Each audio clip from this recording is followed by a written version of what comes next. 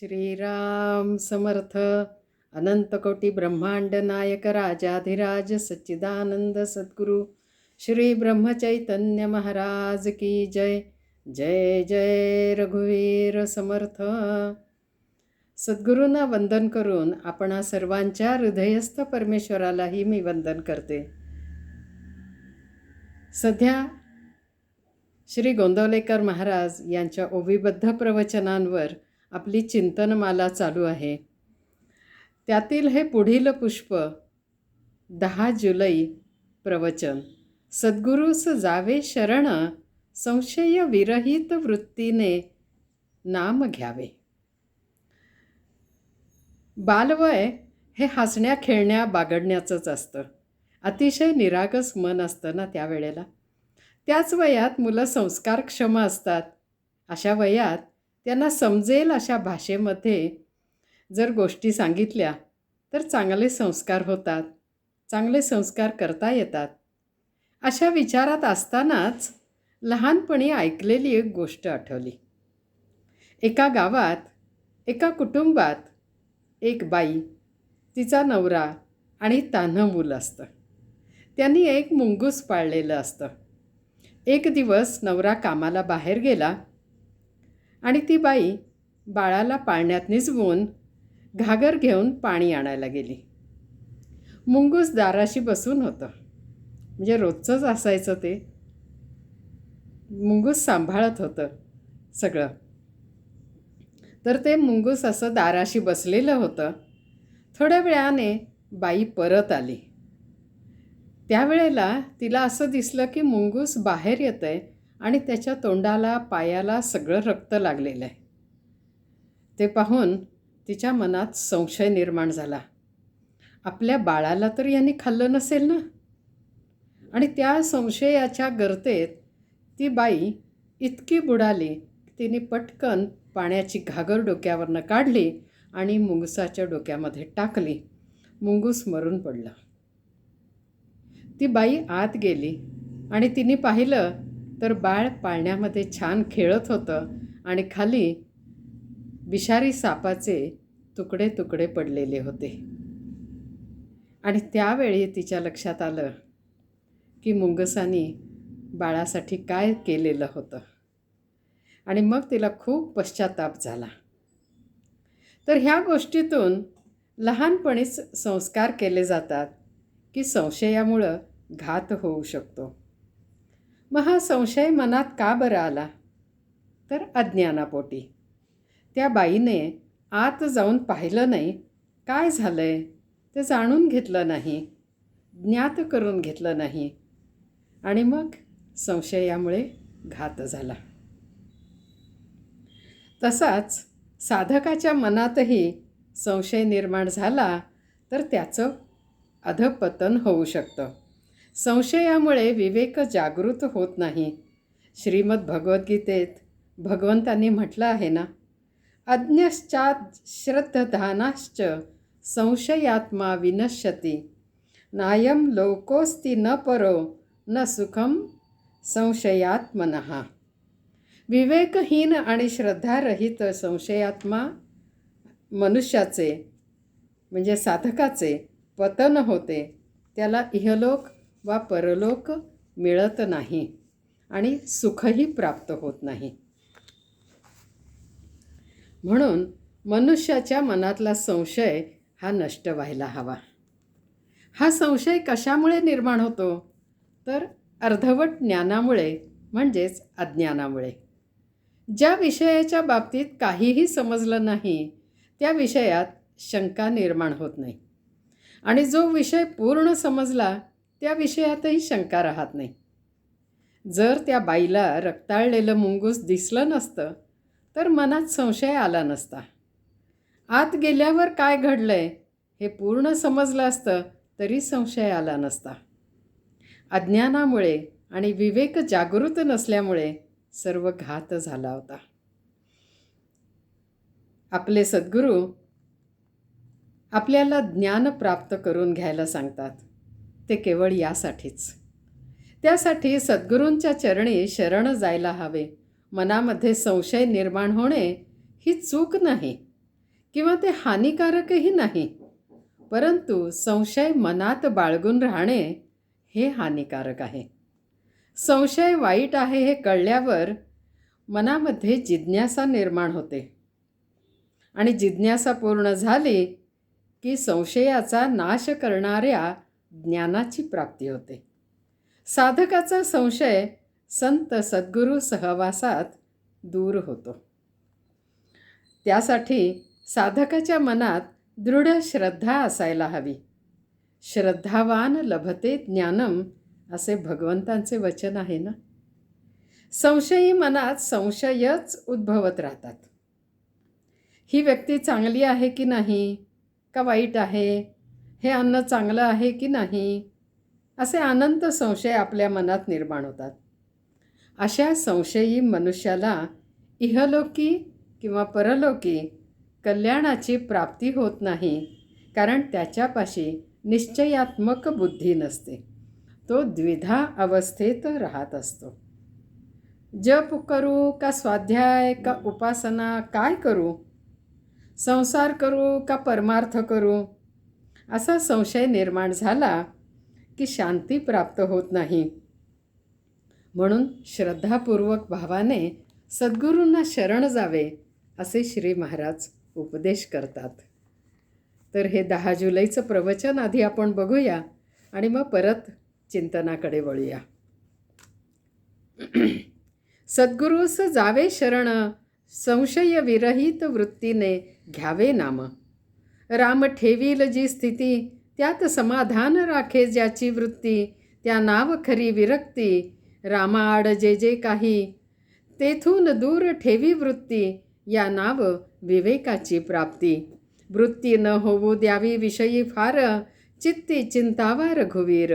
जेव्हा वृत्ती होते विषयाकार, तेथे न राहे सारासार विचार. वृत्ती राही अभिमानाला धरून, तेथे न राही कधी अनुसंधान. जे जे पहावे ते ते रामच होई जे. ऐसी ठेवावी वृत्ती, रघुनंदन आणावा चित्ती. काळोख अत्यंत मातला, घालवा वयास उपाय दुजा न सुचला. होता सूर्याचे आगमन, काळोख जाईल स्वतः आपण. तैसे राम करता हा भाव ठेवता चित्ती. उपाधी रहित बनते वृत्ती. वृत्ती असावी शुद्ध, संत सज्जनांना प्रमाण. त्याने संतुष्ट होईल नारायण. जग स्वार्थ मूलक खरे, हे आपले वृत्तीवरूनच ओळखणे बरे. वृत्ती अलग करावी सर्वाहून, आलेली उर्मी करावी सहन. सर्व करता जाणून रघुनंदन, निसंशय करावी वृत्ती आपण. सद्गुरूस जावे शरण, संशय विरहित वृत्तीने घ्यावे नाम. जे सुखाचे आहे धाम, शुद्ध ज्याचे अंतःकरण, शुद्ध ज्याचे आचरण. परमात्म्याबद्दल शुद्ध ज्याची वृत्ती, त्याच्याहून दूर न राहे रघुपती. सर्व काही करावे आपण, पण वृत्तीने त्यात न गुंतावे आपण. नामात ठेवावे प्रेम, तेथे प्रकटेल पुरुषोत्तम. देहाचे चलन ज्याचे सत्तेने, त्या रघुपतीचे स्मरण असावे आनंदाने. वासना नामापायी जडली, धन्य धन्य सज्जनी मानिली. पाणी माती एक झाले, वेगळे नाही करता आले. निवळी घालावी पाण्यात, पाणी स्वच्छ होते जाण. तैसा विषयात राहून जगती, नामाची ठेवावी संगती. विषयाचे विष शोषून घेई, ऐसी आहे नामाची प्रचिती. शक्य तितके राहावे नामात, याहून दुसरे न आणावे मनात. परा पश्यंती वैखरी वाणी, याच्याही पलीकडे नाम ठेवा स्मरणी. नामापरती उठेल वृत्ती, तेथे सावध असावे तुम्ही. जो नामात राहिला दंग, त्याने लुटला रामरंग. रामनाम बोलावे वाचा, काळ न येऊ द्यावा काळजीचा. नामाविण राम, जैसे पाकळ्याविण फूल जाण. नाम ज्याने घेतले सर्व काळ, जिंकला त्याने एक अंतकाळ. भगवंत ठेवील त्यात हित मानावे, अखंड नामस्मरण घ्यावे.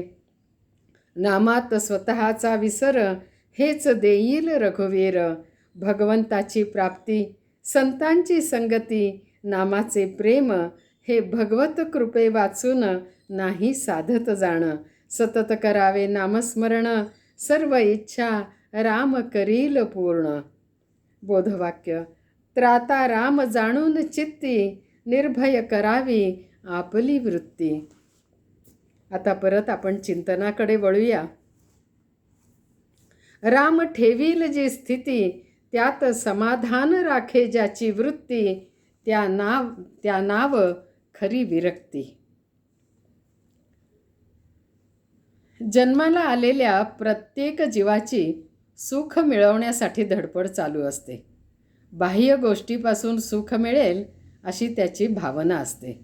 अमुक एक गोष्ट, वस्तू मिळाली तर मी सुखी होईन असे त्याला वाटत असते. परंतु सुख, शांती, समाधान हे बाहेर कुठेही नसून आपल्या अंतःकरणातच असते.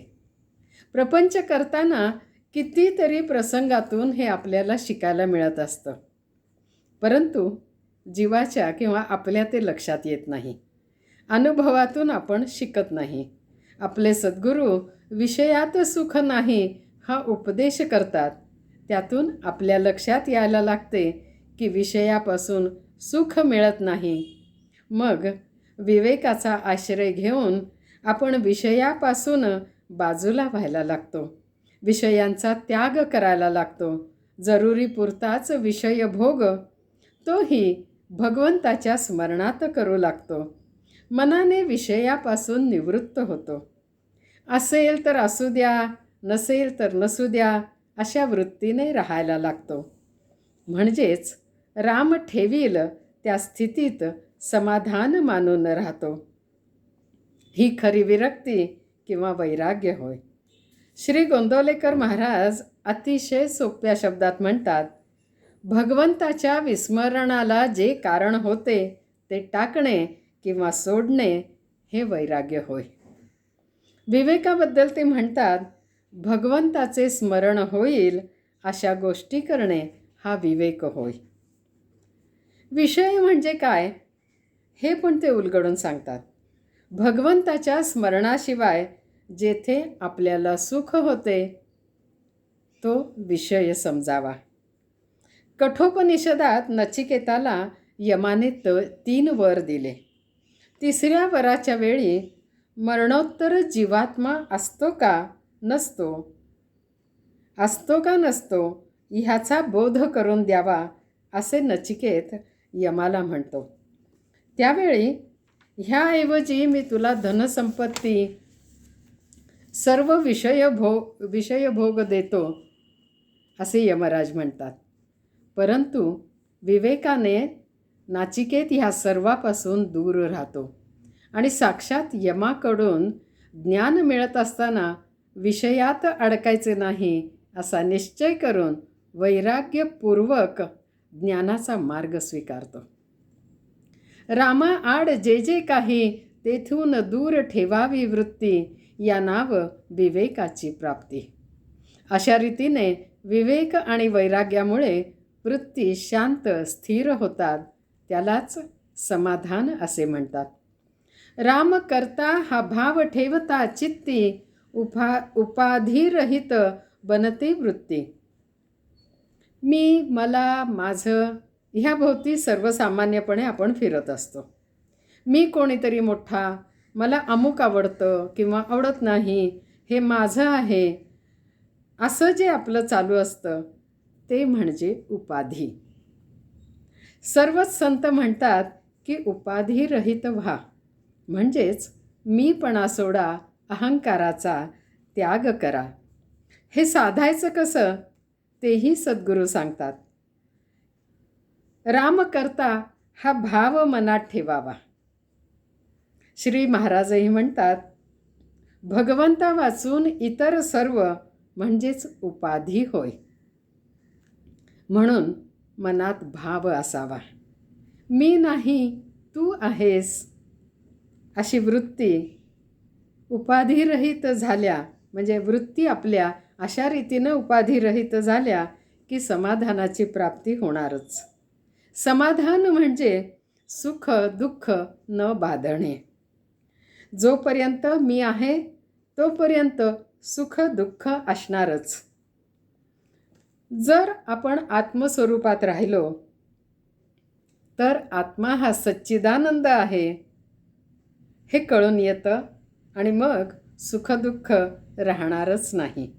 सर्वांमध्ये तो रघुनंदनच आहे हे ध्यानात ठेवून सर्व उर्मी, मनात येणारे विचार, आघात शांतपणे सहन करावेत. श्री महाराज म्हणतात, वृत्ती करावी अलग सर्वाहून, आलेली उर्मी करावी सहन, सर्व करता जाणून रघुनंदन. निसंशय करावी वृत्ती आपण, सद्गुरूस जावे शरण. वृत्ती निसंशय होण्यासाठीच रामकर्ता म्हणावे. मग राम जे करेल ते माझ्या कल्याणाचं, हिताचंच करेल ही श्रद्धा ठेवावी. त्यासाठीच सद्गुरूंच्या चरणी शरण जावे, म्हणजे अहंकार समूळ नाहीसा होतो. विवेक वैराग्य जागृत होते. वृत्ती निवृत्त होतात. मनातले सर्व संशय दूर होतात. मनात संशय निर्माण झाला की आपलाच घात होतो. जसे त्या स्त्रीच्या घराचे, बाळाचे रक्षण करणारे मुंगूस संशयापायी प्राणास मुकले आणि बाईचा एक आधार तुटला, तसे आपले होऊ नये. म्हणून सद्गुरू चरणी शरण जाऊन नाम घेत जावे. विषयांचे विष शोषून घेई, ऐसी आहे नामाची प्रचिती. नामाचे महात्म्यच महाराज सांगत आहेत आणि पुढे म्हणत आहेत, परा पश्यंती वैखरी वाणी, याच्याही पलीकडे नाम ठेवा स्मरणी. चारी वाणीच्या पलीकडे नाम ठेवा याचा अर्थ मी नाम घेतो हे पण विसरून जाण्या इतके देहभान सुटले पाहिजे. स्वतःचे विस्मरण, देहबुद्धीचे विस्मरण आणि फक्त नामस्मरण चालू राहावे, तेही उपाधिरहित असावे. म्हणजेच राम हमारा जप करे, हम बैठे आराम, अशी अवस्था व्हावी. भगवंताची प्राप्ती, संतांची संगती, नामाचे प्रेम हे भगवत कृपे वाचून नाही साधत जाणं. मनुष्य जन्माचं परम कर्तव्यच भगवंताची प्राप्ती करून घेणं हे आहे. त्यासाठी संतांची, सद्गुरूंची संगती आयुष्यात लाभलीच पाहिजे. कारण त्यांनी भगवंताला जाणले आहे आणि ते भगवंताशी एकरूप झालेले आहेत. त्यांच्या अनुभवातून प्रत्येक जीवाला ते नामात राहायला सांगतात. त्यातूनच भगवंताची कृपा होते. अर्थात नाम आणि संत जीवनात येणे हीच भगवंताची कृपा असते. त्यानंतरच भगवंताची प्राप्ती जीवाला होते. मनात खरंच होईल का असे संशय न आणता सद्गुरूंना शरण जाऊन नाम घ्यावे, असे श्री महाराजांचे कळवळ्याचे बोल आहेत. ह्या प्रवचनाचं सार माणगंगातीरी ह्या पुस्तकात अभंग रूपाने केलेलं आहे, ते आपल्यापुढं ठेवते.